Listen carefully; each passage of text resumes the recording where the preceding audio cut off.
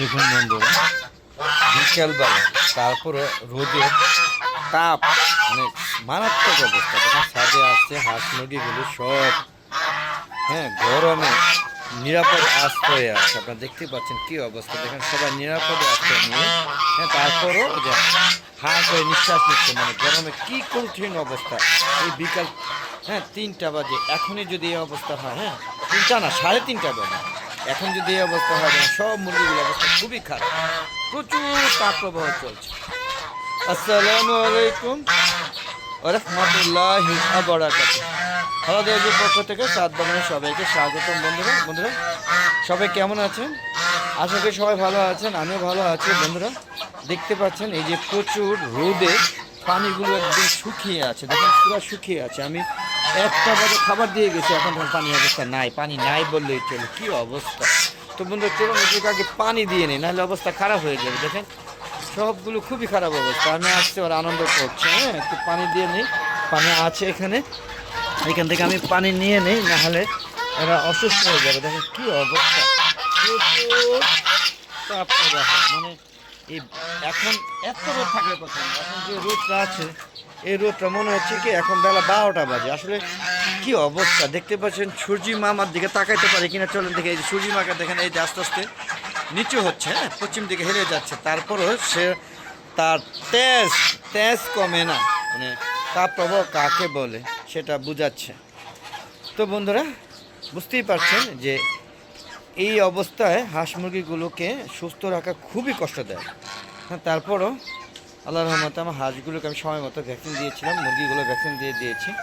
তারপরে আমার কিছু বাচ্চা আছে, মিশরি ফার্মি বাচ্চা এনেছিলাম, তারপরে লেয়ার মুরগি বাচ্চা এনেছি, তারপরে পাশাপাশি টাইগার মুরগি বাচ্চা এনেছি। তো এগুলো অসুস্থ হয়ে মারা যাচ্ছে, রাখতে পারছি না, ফ্যান দিয়েও রাখতে পারতেছি না, প্যারালাইজড হয়ে গিয়েছে, কিছু অবশ হয়ে গিয়েছে, এইরকম অবস্থা। দেখেন কি অবস্থা দেখতে পাচ্ছেন, প্রচুর গরম। এগুলো যে কীভাবে টিকিয়ে রাখবো সেটাই আসলে মানে চিন্তা করছি, যে ছাদে উন্মুক্ত অবস্থা মানে হাঁস মুরগি পাওয়াটাই খুব কষ্টদায়ক।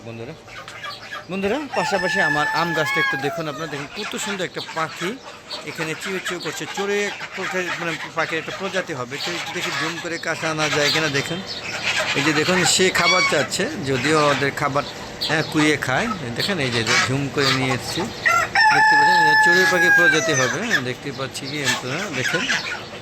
যাক, এইভাবে মানে বিভিন্ন প্রজাতির পাখি এই ছাদে আসে এবং আমার এই যে হাঁস মুরগিদের খাবারের সাথে তারও খাবার শেয়ার করে নেয়।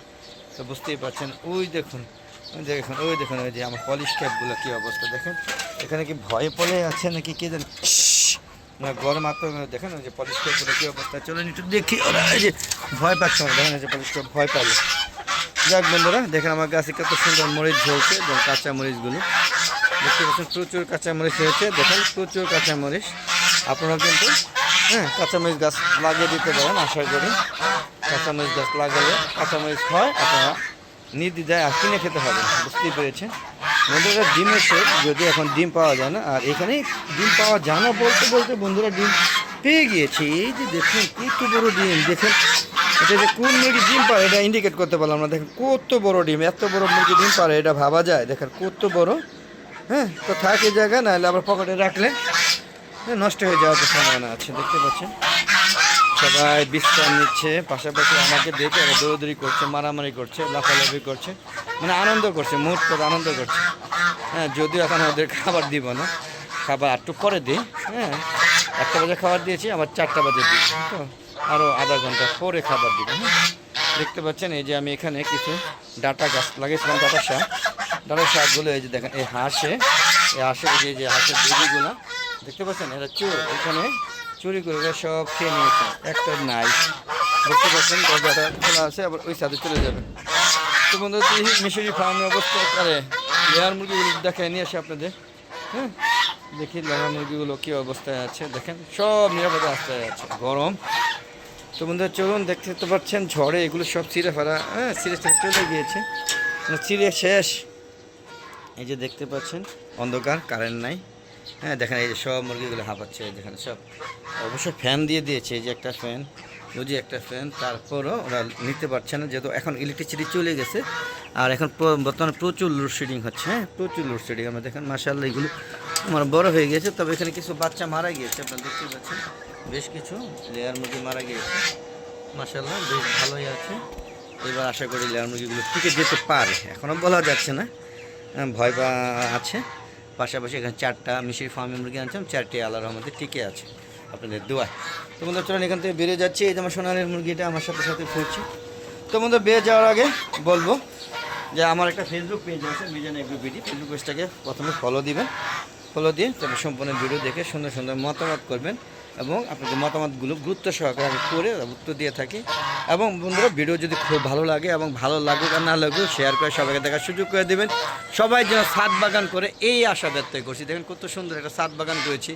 দেখেন এই যে ফল ছিদ্রকারী পোকা আমাকে অ্যাটাক করে আমার আমগুলোকে শেষ করে দিয়েছে, মানে ছিদ্রি করে দিয়েছে। এইরকম বড় ছাদে আম আপনাদের আছে কিনা অবশ্যই কমেন্ট করে জানাবেন। দেখেন আমের সাইজ দেখুন, হ্যাঁ ক্যামেরাও আমি লুট নিতে পারছি না। দেখেন কী অবস্থা, যেমন চ্যাপটা এরকম একটা আম না কিন্তু প্রত্যেকটা আম এরকম।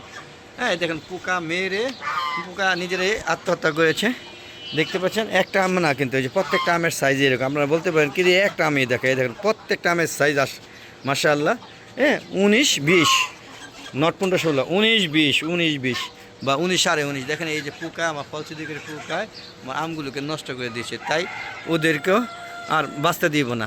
তাই কী করেছি, ফরমাল ফাঁদ নাকি একটা ফাঁদ বলে ওইটাকে দিয়ে দিয়েছি। আশা করি হ্যাঁ এখন আর ক্ষতি হবে না, তবে এটা আর আগে করা উচিত ছিল।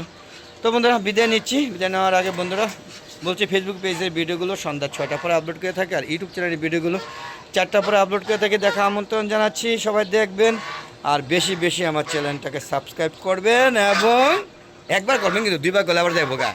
সবাই মিলে সাবস্ক্রাইব করবেন আর বেশি বেশি আমার ভিডিওগুলো দেখবেন এবং শেয়ার করে বেশি বেশি সবাইকে দেখার সুযোগ করে দেবেন। আর সুন্দর একটা ছাদ বাগানে আপনারাও অংশীদার হবেন, আপনারা নিজেরা ছাদ বাগান করবেন এই আশা ব্যক্ত করে আজকের মতো বিদায়। আসসালামু আলাইকুম ওয়া রাহমাতুল্লাহি ওয়া বারাকাতুহু। বন্ধুরা দেখতে পাচ্ছেন আবার সুন্দর একটা বেড করতেছি, সেটা সামনের ভিডিওতে দেখাবো। সামনের ভিডিও মানে ভিডিও কমপ্লিট করে দেখাবো, পাশাপাশি দেখতে থাকবেন ইনশাআল্লাহ। খুদা হাফেজ, বিদায়।